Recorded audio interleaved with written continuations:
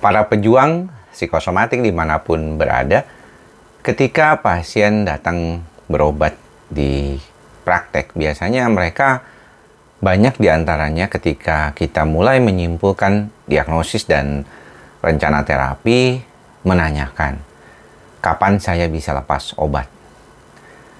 Menarik sebenarnya pertanyaan ini buat saya yang mungkin sudah berpengalaman lebih dari 16 tahun di bidang penanganan gangguan kecemasan, karena seringkali problem yang berkaitan dengan kondisi perbaikan banyak bergantung dari kondisi teman-teman sendiri.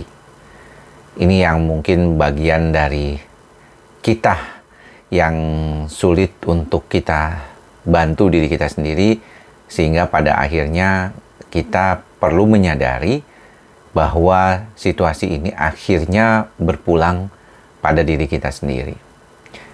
Jadi kalau kita memperhatikan orang yang datang berobat, itu kan sebenarnya nggak langsung ya sadar ketika dia pertama kali berobat ke dokter jiwa ya. Banyak di antara kita mungkin nggak menyadari kondisi seperti ini tuh perlu berobat gitu ya. Khususnya ke dokter spesialis kedokteran jiwa.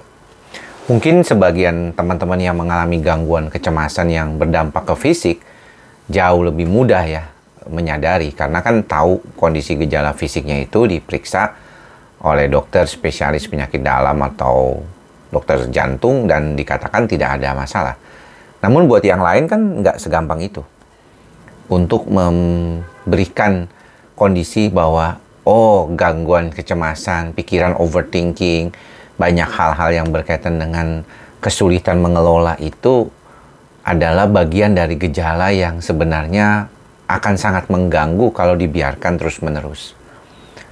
Mungkin inilah salah satu problem gangguan kecemasan yang sering memungkinkan orang itu berbuat sesuatu yang tidak sesuai dengan kondisi kenyataan yang ada gitu ya. Jadi banyak mikirin ini, banyak mikirin itu. Kalau dikaitkan dengan gejala fisik, periksa ini, periksa itu gitu ya. Padahal sebenarnya yang dipikirin itu ya mungkin belum pernah atau belum tentu terjadi gitu. Sehingga kalau misalnya ketika berada di depan dokter jiwa, itu biasanya prosesnya sudah cukup panjang sebelum akhirnya memutuskan untuk berobat. Begitu juga sebaliknya ketika dalam proses pengobatan. Banyak dari kita langsung berpikir bahwa penyakit ini seperti penyakit fisik ya, tentunya yang berkaitan dengan infeksi, yang mana kita tahu tuh kapan berhenti pengobatannya, kapan dilepas obatnya. Bahkan kayak penyakit infeksi TBC yang cukup lama saja pengobatannya sampai 6 bulan, itu si pasien itu jadi tahu kan kapan berhenti pengobatannya gitu. Nah, berbeda dengan kondisi penyakit infeksi, penyakit yang berkaitan dengan gangguan kejiwaan, itu tidak segitu gampangnya diperkirakan. Kalau dibilang dalam berbagai literatur ada pengobatan sekitar 6 bulanan, si pasien sebenarnya tahu bahwa itu sebenarnya belum tentu juga terjadi pada diri dia.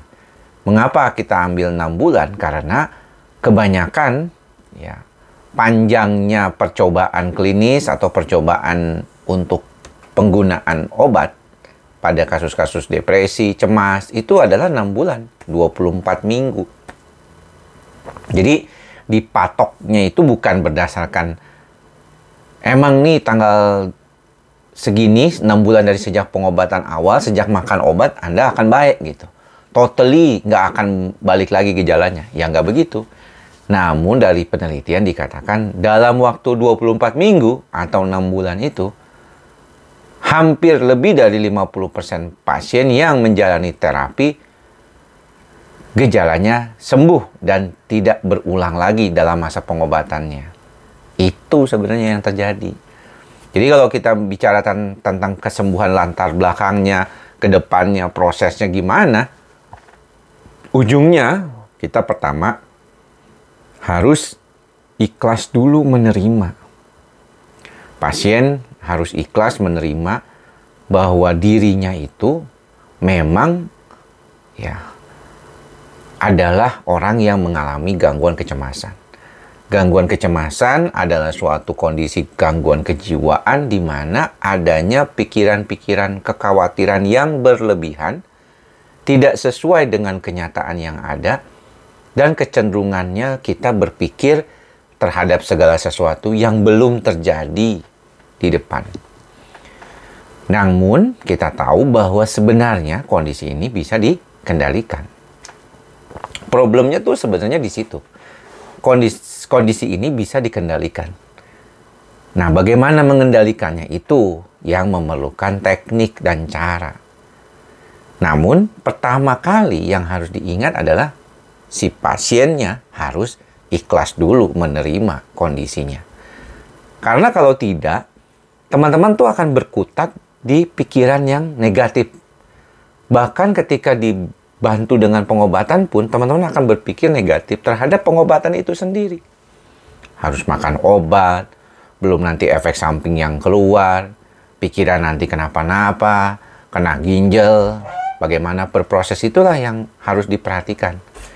Jadi tidak heran kalau pada beberapa kasus, pasien disarankan untuk terima dulu dengan ikhlas. Nih, saya tuh memang pasien gangguan cemas, saya mesti berobat, mesti terima itu dengan baik. Gitu. Kalau enggak, sulit nantinya.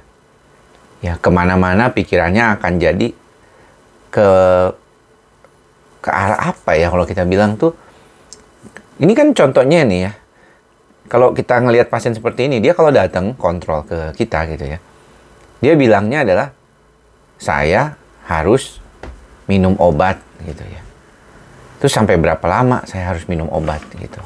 Karena pikiran cemasnya itu sangat mengganggu gitu. Dan kecemasan terhadap pengobatan itu jauh lebih mengganggu lagi gitu. Jadi dia bingung, nih saya mesti kapan gitu. Setiap datang berobat, dok kapan lepas obat? Jadi si dokter itu cuma ditanyanya kapan lepas obat, bukan si dokternya bertanya bagaimana kondisinya. Apakah membaik 80%, 2/3 gejala sudah hilang. Misalnya di list gejalanya nih, oh saya udah hilang gejala ini sudah hilang. Nggak diperhatikan, yang dia pikirin tuh nanti takut begini, ada problem ini, ada problem itu gitu. Nah, jadi ikhlas menerima proses pengobatan ini selalu saya tekankan lagi buat teman-teman para pejuang psikosomatik. Karena bagaimanapun itu sesuatu yang mau nggak mau mesti diterima. Ya, saya berharap sih teman-teman yang subscribe di channel YouTube saya dan juga menjadi pelanggan juga di pejuang psikosomatik lebih memahami lagi. Karena setiap kali kan kita selalu mengingatkan. Saya sudah lama tidak mengingatkan hal ini, tapi saya mengingatkan kembali supaya teman-teman tuh menjadi lebih aware. Karena itulah awal pertama perbaikannya. Kalau teman-teman itu tidak sanggup menerima kondisi teman-teman, itu akan sulit buat ke depannya. Jadi demikian apa yang bisa saya sampaikan, mengingatkan kembali kepada teman-teman bahwa kondisi seperti ini adalah sesuatu yang tidak mau Anda terima. Selama Anda tidak terima, tidak ikhlas menerima kondisi ini, maka prosesnya itu akan berbeda. Dan saya tidak mengharapkan teman-teman akan mengalami kondisi yang berlarut-larut. Ya, lebih baik segera terima, proses pengobatannya dijalani dengan baik, kesembuhan itu cukup besar kok. Ya, angka kesembuhan itu untuk kasus gangguan cemas itu cukup besar. Apalagi kalau yang gejala-gejala psikosomatik biasanya lebih cepat sembuh malah. Yang sulit sembuh itu kan gejala kecemasan dan depresinya. Makanya kecemasan yang terlalu berlebihan bisa menjadi depresi. Kalau sudah sampai depresi memang agak lebih sulit sembuh. Makanya sebelum depresi obatin dulu secara benar. Datanglah ke psikiater-psikiater terdekat di kota Anda, supaya Anda bisa membantu diri Anda menjadi jauh lebih baik lagi ke depannya. Mudah-mudahan apa yang saya sampaikan ini bermanfaat. Sampai bertemu lagi di lain kesempatan. Sehat selalu. Salam ikhlas, sabar, dan sadar. Salam sehat jiwa. Bye-bye.